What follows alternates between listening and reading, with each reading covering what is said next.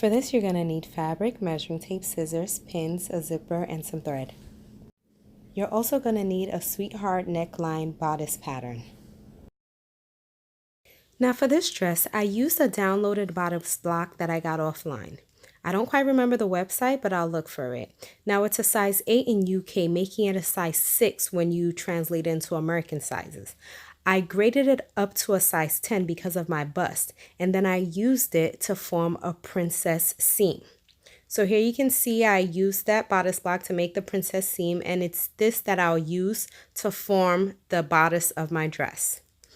Now, I didn't want to use 2 pieces of fabric, so I just cut another block off the brown paper. I aligned it to the side of the princess seam, and I measured it out to the most accurate measurement of my back, and I just used that for the back part of the dress. After doing that, I'm going to use these patterns to cut out my fabric. So I'm going to cut out 4 pieces of the side seam and then 2 pieces of the middle panel.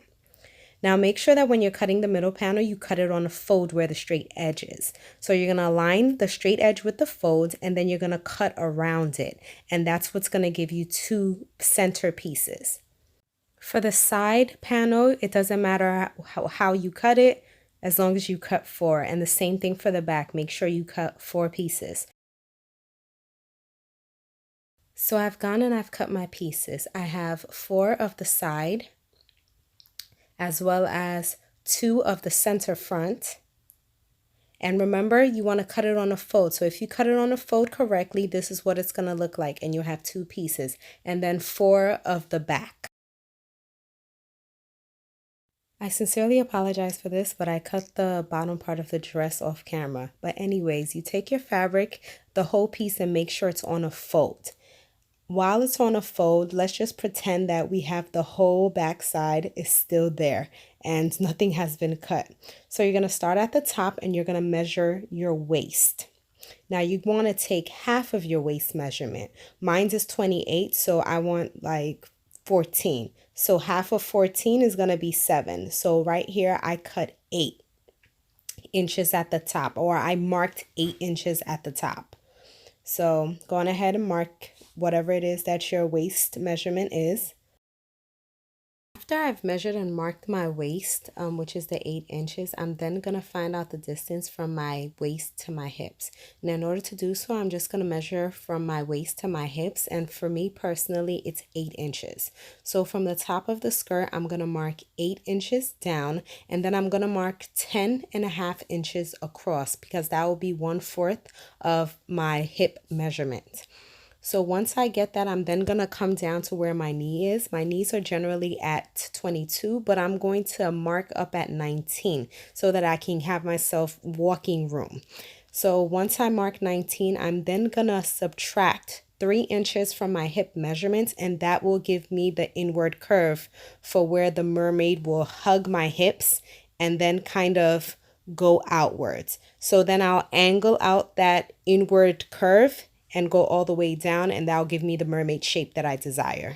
For the length of the skirt, I measured from my waist to the floor, and then I added 3 inches. So now that you're done with the front, you can pretty much use it to make the back. So once again, let's pretend that the fabric hasn't been cut, and we folded our full piece of fabric in half with the folded side at the edge of the table. We're then going to take the front piece that we just cut and align it fold to fold. Once you get it fully aligned to whereas the top edges are straight and the fold lies on each other, you can then just use the shape of the front that you measured and cut to cut out the shape for the back. And then you'll pretty much be done. Since I like to be extra, I'm going to take the front portion of the skirt and I'm going to create a slit on my right thigh. So I'm just going to fold over the fabric to where I get it aligned to my right thigh. Honestly, I didn't measure. I'm just kind of winging it and eyeing it as I go.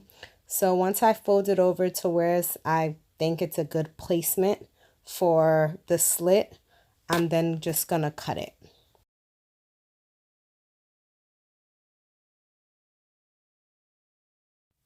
Once I finish cutting with right side to right side, I'm just going to pin where I want the slit to stop. So I wanted to stop probably about 3 inches above where the curve goes inwards. That'll give me a good amount of some thigh action and a peekaboo knee. So you're gonna sew on a short stitch from the top to that pin, and then for the back, you're gonna mark down from the top where your waist is down about 10 inches.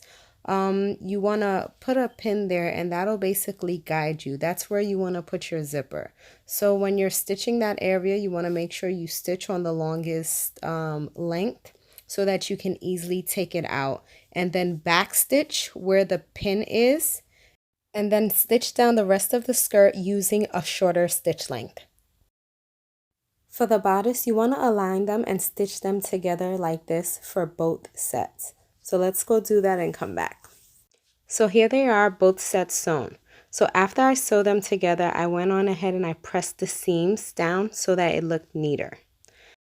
I did the same for the bottom part of the dress, whereas I sewed the slit down to where I wanted it to stop, and then I pressed it open with an iron.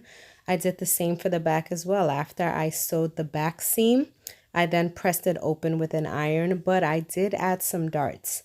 I wanted it to kind of form to my derriere a little bit more. So what I did was I took the midway point between the zip seam and the side seam. I pinched up about 1/2 inch of the fabric, and then I basically made a dart that started at the top and ended about 6 inches down. So we don't really have to worry about the measurements not being accurate because of the stretch that the fabric has. Next, I'm going to align the front part of the skirt to the back part of the skirt, right side of the fabric to right side of the fabric, and I'm just going to sew down on the sides. Once I'm done with that, I'm going to press the sides open. Next, I'm going to sew the top part of the dress together. So I'm going to align the bodices right side to right side, and then I'm going to sew along the top side of the bodice. Once I'm done sewing along the top part of the bodice, I'm then going to top stitch, which is basically folding over and tacking down the excess fabric to one side of the bodice.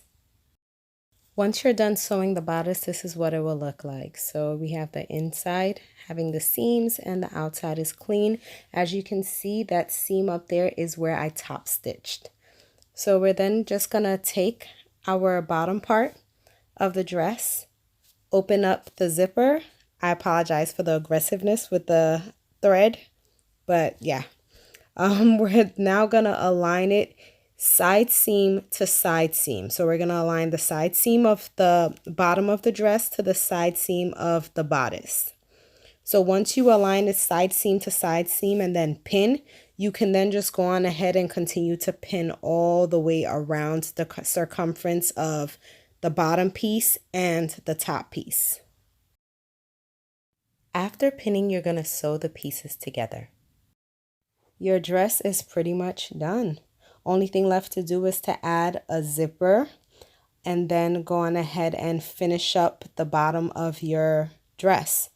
So with the slit, I decided to use hemming tape to go on ahead and finish out that slit. So just put the hemming tape there and then use an iron to bind it to the fabric. And then you're done with that. With the fabric that I decided to use, you don't have to hem the fabric. This fabric pretty much stays really nice and straight and clean as long as you cut it nice, straight, and clean, or to whatever desired curve. So I'm just going to go on ahead and curve it in the fashion that I want it to be curved, and that'll pretty much be it. After cutting it, since you cut into the seams, you definitely want to go back and back stitch those seams closed again, otherwise they will unravel. So once you're done with that, your dress is done. Your dress is now fully constructed or put together. I did go on ahead and add some boning to the princess seams in order to give it a little bit of structure since I'm very busty, and I added a rhinestone applique for some pizzazz. So at the end, your dress should look like this, or however way you want it to look like. And here is what the dress looks like on.